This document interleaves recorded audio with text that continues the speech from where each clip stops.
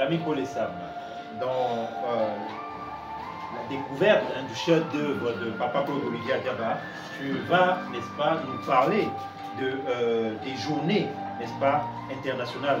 Je rappelle que cette sous-partie est logée dans la troisième partie intitulée Les fêtes civiles et journées internationales.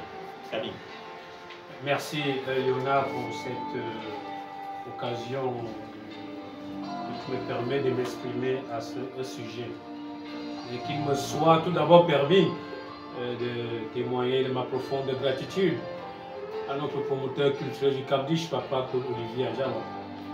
Je lui dis également merci pour ce magnifique ouvrage. Avec cet ouvrage, il devient un auteur prolixe et prolifique.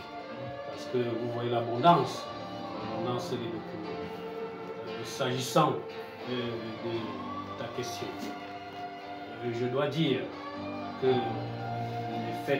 les journées internationales, à la lecture de cet ouvrage, constituent un corpus de 20 messages. Et ce corpus de 20 messages se trouve de la page 235 à la page 304. À la page 304 exactement, soit 69 pages. Et il convient de dire que Papa Claude-Olivier Adiaba est un observateur averti de la société. Il observe donc ces grands événements qui jalonnent le quotidien, qui jalonnent la vie de la société. Et en observant et en allant en droite ligne de toute cette dynamique internationale, il nous propose des messages forts et édifiants.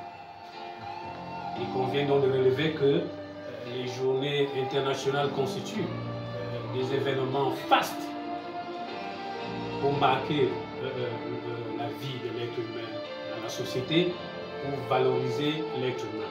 En même temps, c'est l'occasion de s'asseoir pour une prise de conscience individuelle et collective, tant est que de plus en plus il y a recrudescence de la dévalorisation de l'être humain, il y a l'immoralité qui semble avoir pris de l'ampleur, il y a la perte des repères, les valeurs sociétales qui élèvent l'homme ou qui élèvent l'homme au-dessus de la bassesse humaine ne semblent pas trouver l'adhésion dans mon nombre. Et à ces circonstances, donc, on s'assoit également pour réfléchir. Et vous allez voir, pendant ces journées internationales, il y a beaucoup de conférences. Et vous voyez, notre président du conseil et des sages, Papa Claude-Olivier Adiaba, s'est penché sur un corpus de 20 messages. 20 messages dans son ouvrage. C'est dire donc,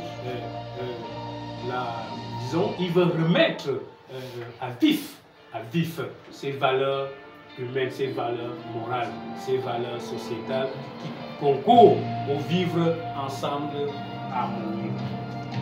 Je vais donc lire, disons, un extrait de son message à l'occasion de la 39e édition de la journée internationale de la femme, parce que cet extrait-là constitue, pour ma part, le fil d'Ariane de la célébration de ces journées internationales. Lorsqu'il dit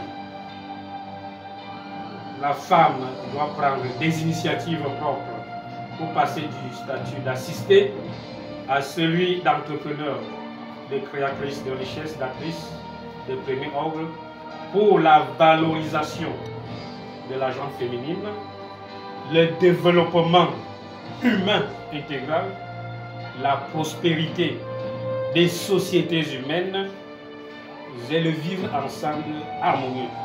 Donc nous avons des mots-clés là, la valorisation de la femme, ça participe également de la valorisation de l'homme. Voilà le premier mot-clé. Le deuxième mot-clé, et c'est un concept fort, le développement humain intégral. Et notre concept, c'est la prospérité des sociétés humaines et le vivre ensemble. C'est tout ça qu'on fait, que la société vive en bonne intelligence. Merci Camille.